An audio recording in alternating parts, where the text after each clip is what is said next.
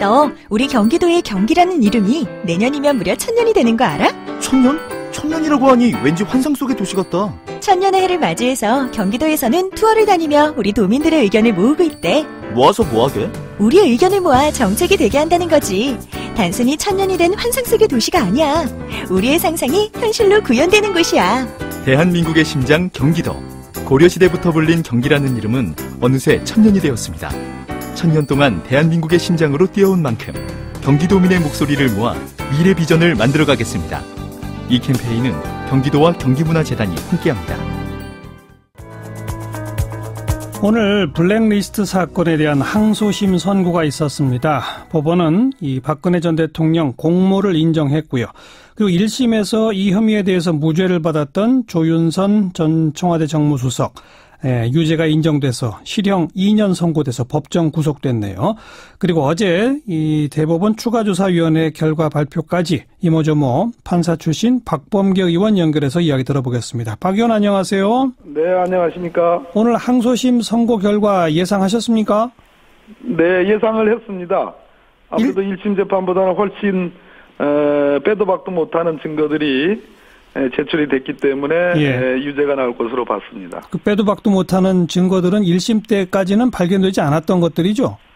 박준우 전 수석, 정무수석의 증언이 애매모호했었는데요. 청와대에서 박근혜 청와대에서 만들어졌던 문건들이 캐빈에서 발견돼가지고 그런 증거로 제출되면서 박준우 수석이 증언을 바꿨습니다. 조윤선 수석이 보고를 받았다라고 그렇게 돼서 유죄가 나온 것으로 보여집니다. 그 특검팀이 구형한 거는 김기춘 전 실장은 7년 그리고 조윤선 전 장관은 6년을 구형했는데 선고는 4년, 2년이에요. 이거는 어떻게 보세요? 유죄가 나왔다는 것에 이제 의미를 둬야 될 것 같고요. 특히 조윤선 전 장관에 대해서는 법조계 내에서 이런저러한, 일종의 좀 거들어주는 그러한 흐름들이,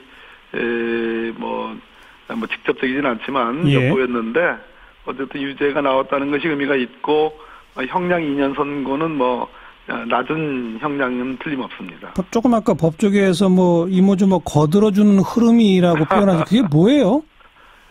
그렇지 않습니까? 이제 아무래도, 조윤선 변호사 출신이고, 국내에서 가장 큰 로펌에, 몸을 담았었고, 그러다 보니까 법조계 내에 그런, 이런저런 떠도는 얘기들이 있습니다. 그런 것이 하나의 흐름으로 재판에도 왕왕 간접적으로 영향을 미치기도 하죠. 이렇게 귀담아 들을 얘기는 아닙니다. 그런데 상식적으로 보면 이 블랙리스트를 주도한 것은 청와대고 정무수석실이고 그죠? 네네. 그걸 실행한 건 또 문화체육부인데 그죠? 네. 조윤선 전 장관은 청와대 정무수석을 지내고 곧바로 문화체육부 장관도 하지 않았습니까? 네, 그렇습니다. 그런데 그 밑에 있던 차관이나 비서관까지 다 실형을 선고받았는데 조윤선 전 장관만 유독 그 혐의가 무죄로 됐던 1심 그게 이상했던 거 아닌가요? 네, 맞습니다.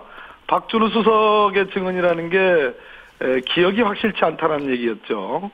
근데 상식적으로 그것은 조윤선 전 장관이 수석할 때나 장관할 때나 상하관계에서 드러나는 여러 가지 이 간접 정황 증거들을 봤을 때 모를 수가 없는 상식이 법관의 눈에는 1심 재판부의 눈에는 상식으로 통하지 않았다라는 그래서 많은 비판을 받았습니다. 예, 이제 유죄가 결정된 것으로 일단 좀 정의가 바로 잡혔다 이렇게 볼 수 있겠네요. 정상으로 좀 돌아왔다고 생각이 됩니다. 좋습니다. 그리고 오늘 재판부가 좀 특별히 박근혜 전 대통령 이 지원 배제를 포괄적으로 승인했다. 이른바 공모관계가 인정된다라고 하는 거를 판결문에 남겼는데 이거는 그 박근혜 전 대통령에 대한 재판도 아닌데 판결문에 굳이 전 대통령을 명시한 이유가 뭘까요?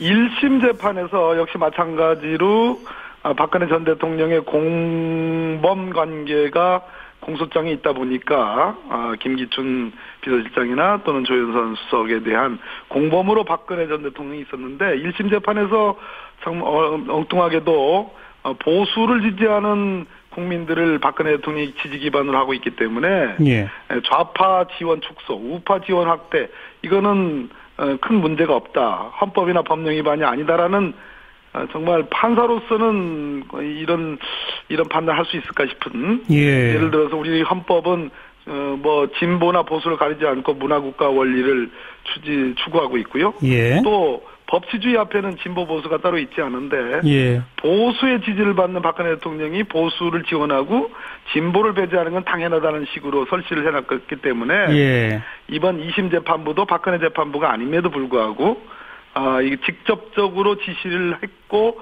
승인을 했고 보고를 받았다 구체적으로 네.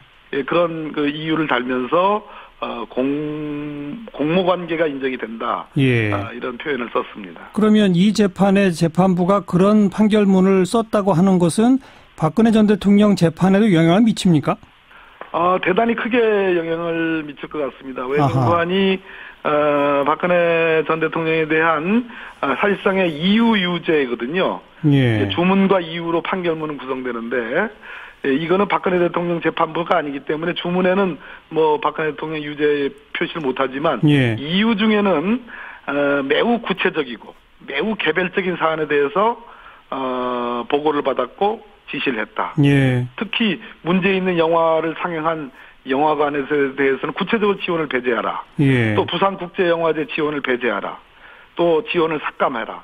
이런 아주 구체적인 지시를 대통령으로서 했다는 어떤 표현을 했기 때문에 예. 아마 박근혜 대통령 재판에 직접적으로 영향을 미칠 걸로 그렇게 생각이 듭니다. 지금 박근혜 전 대통령에 대해서 그 검찰이 기소하고 구형한 데에 블랙리스트 관련도 다 들어가 있지 않습니까? 그렇습니다. 이미 그러면 그 구형량에도 반영이 되어 있는 거죠?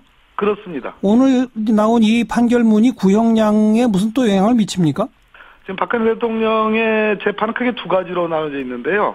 하나는 국정농단, 이 블랙리스트 포함해서요. 예. 그 18개 혐의인가 아마 그랬을 겁니다. 그런 예. 재판이 있고요. 예. 별도로 추가 기소된 그 특활비 그렇죠. 재판이 있습니다. 예, 예. 그래서 뭐 전체적으로 워낙 혐의가 많아가지고 예. 뭐 구형량에 영향을 미치냐 안 미치냐는 것은 그거 자체가 뭐 조족지혈과 같은 네. 그런 느낌이 듭니다. 알겠습니다.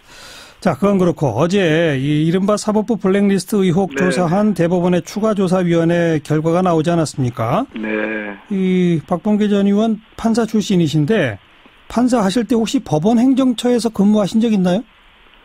저는 그렇게 발탁되지 못한 판사였습니다. 그런데 지금 법원 행정처가 일선 판사들 동향을 광범하게 파악하고 관련 대응 방안을 검토한 그런 문건들을 작성했다. 그리고 원세훈 전 원장 재판과 관련해서는 네. 청와대하고 이렇게 저렇게 의견 교환을 하고 네. 뭐 이게 다 드러났잖아요. 그렇습니다. 어떻게 보세요? 적어도 이거는 박근혜 국정농단 이상의 사법 유린 행위로 저는 생각합니다. 사법부 독립이라는 게 그동안 법원은 마치 외부로부터 침해 소지가 있다고 늘 얘기를 해왔는데요. 예. 근데 사법부 독립이 내부에서, 법원 내부에서 어떻게 처절히 짓밟힐 수 있는지를 생생히 보여준 한 장면들이 그대로 드러났다, 이렇게 생각을 합니다. 예. 아주 참담하고 참혹하기 그지 없습니다. 예. 내부에서뿐 아니라 외부와도 청와대랑 이렇게 법원 행정처가 의견 교환하는 게 맞아요? 그거는 이미 박근혜 국정농단에서 2016년 말부터 2017년에 걸쳐서 이미 김기춘 비서실장, 우병우 민정수석을 중심으로 한 사법부에 대한 직간접적인 영향과 여러 가지 농단 행위들이 지적이 되어 왔습니다. 증거가 없었을 뿐이죠. 예. 김영한 민정수석의 소위 업무 일지에 보면 그것을 충분히 추단케 할 만한 여러 내용들이 나옵니다. 그렇죠. 그것에 조응해서, 그것에 화답해서 법원 행정처가 이런 식의 문서들, 국정원의 기관요원의 분석 보고서 이상 뺨치는, 예. 그 참 좋은 머리로, 그 많은 배움으로 그 엘리트 판사들이 이러한 보고서를 만들어낸 걸 보면서 경악을 금치 못하다. 박근혜 국정농단은 능히 그렇게 해왔고 지금 단죄를 받고 있습니다. 근데 거기에 조응을 했다는 것 자체가 참으로 참혹한 참담한 일입니다. 뭐 우리 청취자분들 다 아시지만 혹시나 착각하실까 봐 법원 행정처에 근무하는 분들은 행정직원이 아닌 거죠. 판사들 중에 뽑힌 판사들입니다. 그러니까요. 지금 문제가 되는 문건들은 가장 엘리트 법관들입니다. 그러니까 그 문제가 되는 그 문건들은 그 판사들이 작성한 거죠? 맞습니다. 판사가 다른 판사들이 어떤 성향을 가지고 어떤 동향을 하고 어떤 연구회에 가입하고 이런 걸 조사해서 문건을 썼다는 거죠? 소위 정말로 경악할 일은 거점법관이라는 겁니다. 저는 뭐 원세훈 재판부에 대한 사찰 능히 할 거라고 생각했었고요. 예. 그것이 드러난 건데 그거보다도 거점법관, 법원행정처 출신의 법관들을 통해서 각 지역의 거점법관하고 그 법관들이 동료 법관들을 뒷조사했다. 소위 말하는 이게 빨대라는 거 아니겠습니까? 예, 예. 이거는 있을 수가 없는 일입니다. 게다가 이 추가조사위원회는 이 문서 가운데 총 760여 개의 파일은 비밀번호가 걸려 있어서 보지도 못했다는 거 아닙니까? 네, 뭐 이렇게 표현을 했습니다. 법원행정처의 협조의 한계라고 표현했습니다. 그렇기 때문에 이거는 2차 조사이긴 합니다만 완전히 다 조사가 끝나지 않은 현재로서는 미완의 조사 결과도 이 정도입니다. 자, 그 정도 결과들 놓고도 지금 그 대법원장은 워낙 사안이 중대해서 좀 잘 검토한 후에 입장을 정하겠다 정도인데 이거 어떻게 해야 합니까? 일단 철저한 내부 조사, 자녀 조사가 철저하게 해야 되는 거고요. 거기에 뭐 자유한국당이 얘기하는 이게 무슨 이걸 열어보는 것 자체가 무슨 뭐 개인의 프라이버시 침해니 뭐 동의를 받아야 되느니 그거는 말도 안 되는 얘기고요. 예. 이것은 삼권 분립의 한 축이 그냥 뭐 석가래가 하나 뭐 빠지는 게 아니라 와르르 무너져 내린 거기 때문에 예. 정말로 내부의 철저한 진상조사가 저는 이루어져야 된다 이렇게 생각합니다. 내부의 철저한 진상조사, 강제 수사는 안 되지 않습니까? 법원 내에서는. 그 부분에 대해서는 제가 조금 입장을 좀 정리를 하고 내일쯤에 좀 표명을 할까 싶습니다. 아직은 조금 오늘은 조금 이른 것 같습니다. 네. 사실 지금 뭐 드러난 결과로 봐서는 말씀하신 것처럼 이 삼권 분립의 한 축이 와르르 무너져 내린 그런 어떤 현상들이 보입니다만 그렇다고 해서 이걸 강제 수사하기 위해 검찰이 뛰어들어라. 이것도 참 애매한 거 아닙니까? 바로 그 지점인데요. 제가 조금 더 정리를 해서 내일 공식적인 뭐 저희들 회의를 통해서 그렇게 좀 말씀 좀 드릴까 싶습니다. 예, 아주 적절한 지적이기도 합니다. 예. 워낙 이게 지금 중차대한 사안이라 정말 좀 입장 정리가 필요하시다는 말씀도 이해가 됩니다만 일각에서 특검 얘기도 나옵니다. 그것도 검토 대상이 될 수 있을까요? 다 수사인데요. 조금 더 저에게 시간을 좀 주시죠. 예, 예. 자, 그건 그렇고 우리 박범계 의원께서 이 다스 관련돼서 내부 고발자들의 녹취록을 몇 개 공개했었죠? 예. 그 녹취는 누구랑 대화한 것들을 녹취한 것들입니까? 뭐 여러 개가 있었는데 3개인데요. 예. 뭐 가장 중요한 것이 내일 아마 공개 소환 예정인 이상은 씨 아들인 이동형. 예. 이도영 씨와 다스 직원 간의 그 녹취 내용이 있습니다. 예. 그렇게 전화 통화한 거를 녹음한 그걸 이제 푸른 거죠? 그렇습니다. 네. 예. 어떻게 입수하셨어요, 이런 걸? 그건 우리 정화영 선생님은 그러면 취재하면 다 밝히십니까? 그래도 물어는 봅니다. 일단 뭐 밝히실지는 않았더라도. 네. 그런데 거기에 보니까 이동영 씨가 아버지가 이제 이상은 회장이 다스의 지금 실소유주로 돼 있지 않습니까? 예. 근데 뭐라고 그랬다고요?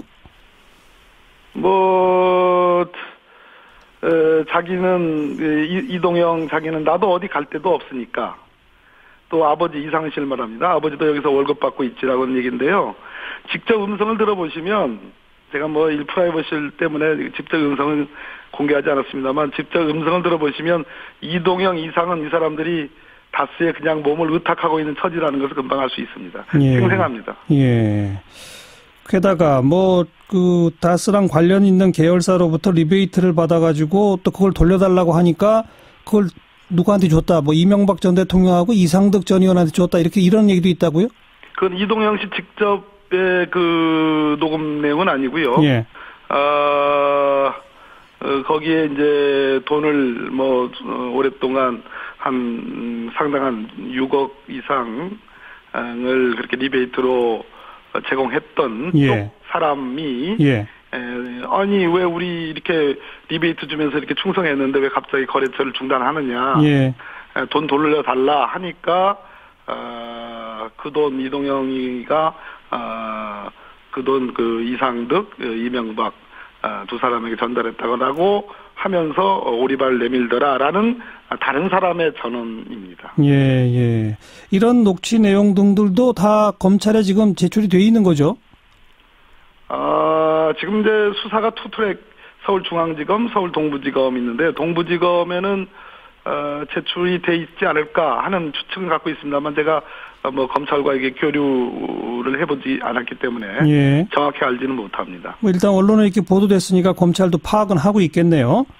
그리고 내일 아마 그런 차원에서 소환하는 거 아닌가 싶습니다. 네. 그래서 이런 녹취까지 들어보시니까 박범계 의원은 다스가 누구 거라고 생각하세요? 저는 우리 국민들이 생각하듯이 저는 여러 근거를 가지고 저는 MB 소유일 가능성이 매우 높다. 이렇게 표현할 수밖에 없습니다. 정관 선생님. 네. 네. 그렇게 저는 판단하고 있습니다. 당장 내일 이제 이상득 전 의원 또 이상은 씨의 아들인 이동형 이런 분들이 다 소환됐습니다. 이게 바로 그 가까운 친인척까지 가는 걸로 봐서는 이명박 전 대통령에 대한 소환도 임박했다라고 봐야 되겠죠? 동계올림픽이 있고요. 등등인데 지금 수사가 아까 말씀드렸듯이 스위스 140억 반환받은 거, 그다음에 다스 비자금 소유관계 이런 것들이 양쪽으로 이루어지고 있는데 이 수사를 종합해야 될 것 같고요. 예. 또 특활비 수사가 있지 않습니까? 그렇죠. 그래서 소환을 안 할 수 없는 상황인 것 같고요. 근데 시점이 어느 시점이냐는 것은 제가 판단하기는 어렵습니다. 알겠습니다. 네. 여기까지 들을게요. 고맙습니다. 네, 감사합니다. 더불어민주당 박범계 의원이었습니다.